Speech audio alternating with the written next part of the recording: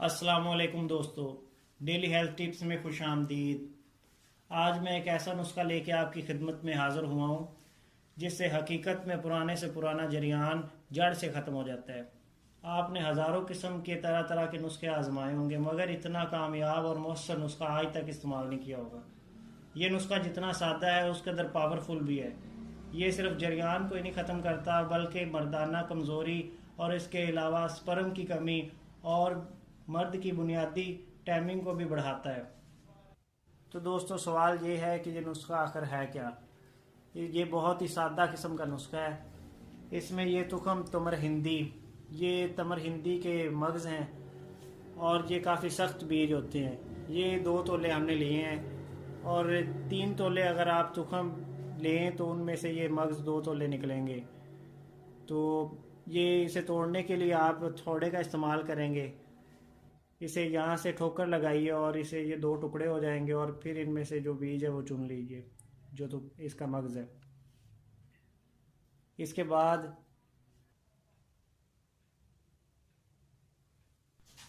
ये सालम मिस्री है। ये सालम मिस्री हमने 2 तोले ली है और कोशिश करें कि ये छोटे साइज़ की हो, इस साइज़ की। बड़े साइज़ की जो होती है वो फ़ायदे में इतनी अच्छी नहीं होती, इसलिए छोटा साइज़ जो होता है वो बेहतर रहता है।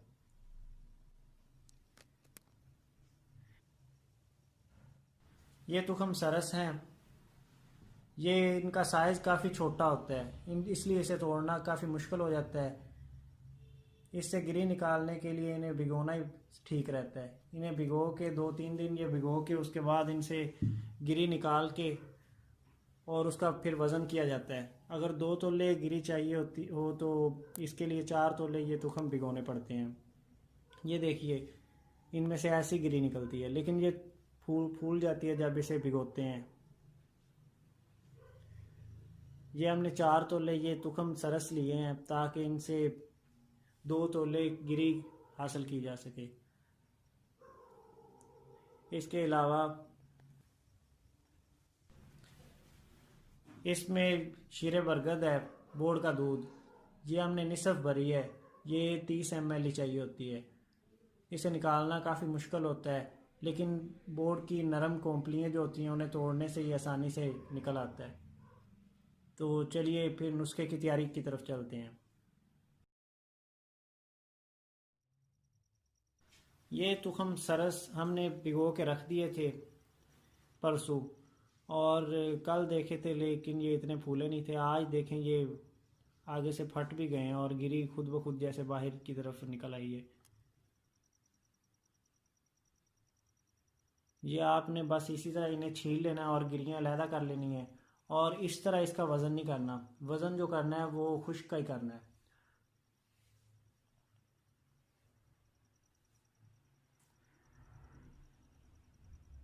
ये देखिए कितने नाजुक से हो गए हैं। इनको ज़रा सा दबाएं और ऐसे गिरी बाहर निकल आती है। इन सब को निकालने के बाद फिर इन्हें अच्छी तरह से पीस लें, जैसे कि आपको वीडियो में नज़र आ रहा है।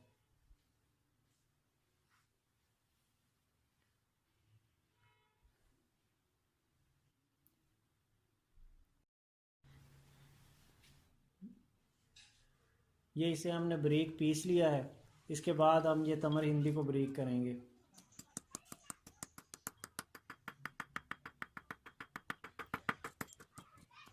इसके बीज काफ़ी सख्त होते हैं। ये इमाम दस्ते भी कर सकते हैं, लेकिन ये बाज़ का इमाम दस्ते के तले पे चिपक जाती है। ये हमने वो भी बारीक पीस लिए हैं। अब ये सालम मिस्री, इसे बारीक करने की कोशिश करते हैं। ये काफ़ी हार्ड होती है और ये काफ़ी टाइम लेती है।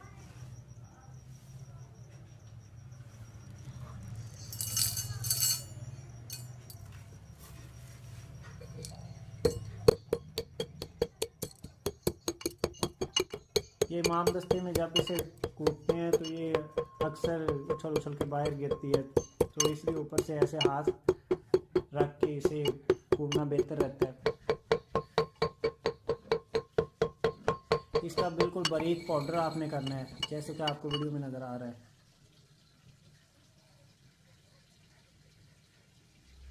اس کے بعد یہ سالم مصری ہم نے پہلے بریک کر کے رکھی ہے، یہ اس میں ہم نے شامل کر دینی ہے، اور ان دونوں صفوف کا ہم نے بریک پاؤڈر تیار کرنا ہے تاکہ یہ دونوں چیزیں جو ہیں یہ یکجان بن جائیں، آپس میں اچھی طرح مل جائیں۔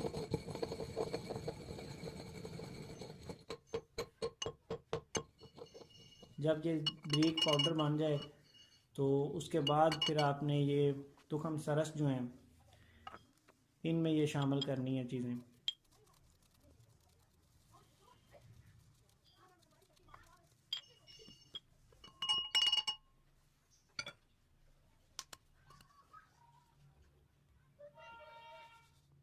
اس میں شامل کرنے کے بعد اسے پھر مکس کرنا کافی مشکل ہو جاتا ہے، یہ کافی ہارڈ ہو جاتا ہے۔ اس کے لیے امام دستہ بھی ہم یوز کر سکتے تھے، لیکن اس میں یہ نیچے چپک جاتا تو پھر اسے نکالنا مشکل ہو جانا تھا۔ تو اسے اچھی طرح سے مکس کرنے کے بعد پھر اس میں ہم بوڑ کا دودھ ملائیں گے۔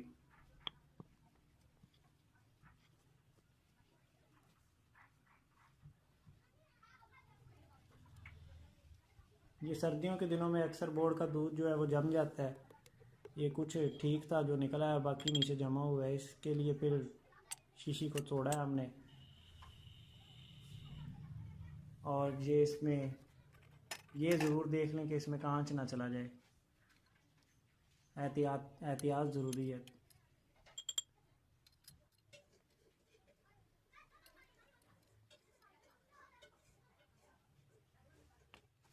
اسے اس میں اچھی طرح سے مکس کیجئے، اس پہ کافی ٹائم لگتا ہے کیونکہ یہ کافی چیڑا سا ہوتا ہے، اس لیے تقریباً اسے 2 گھنٹے مکس کرنے کے بعد پھر ہم اسے اگلے سٹیپ پہ لے جائیں گے۔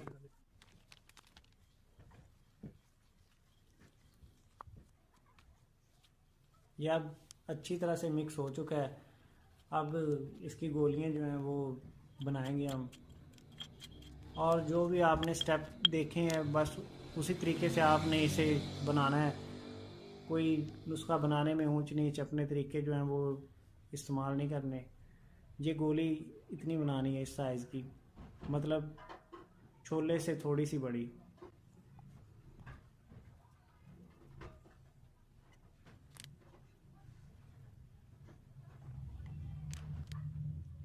یہ تمام ہم نے گولیاں اب بنا لی ہیں، یہ دیکھیے گولی اس سائز کی ہونی چاہیے۔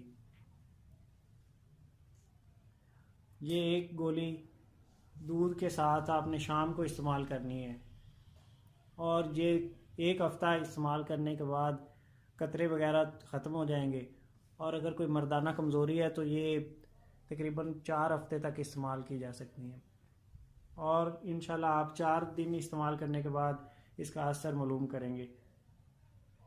یہ نسخے کو عام نہ سمجھیے گا، یہ کافی اچھا نسخہ ہے۔ اس کا طریقہ استعمال یہ ہے کہ سردیوں میں نیم گرم دودھ سے اور گرمیوں میں تازے دودھ سے 1 گولی سے 2 گولی تک اپنی صحت کے مطابق استعمال کرنی ہے، اور یہ کھانے کے بعد رات کو سوتے وقت استعمال کریں، اور انشاءاللہ آپ کو اس کا فائدہ جلد معلوم ہوگا، اور اس کے استعمال کے بعد ہمیں کامنٹ میں ضرور بتائیے گا۔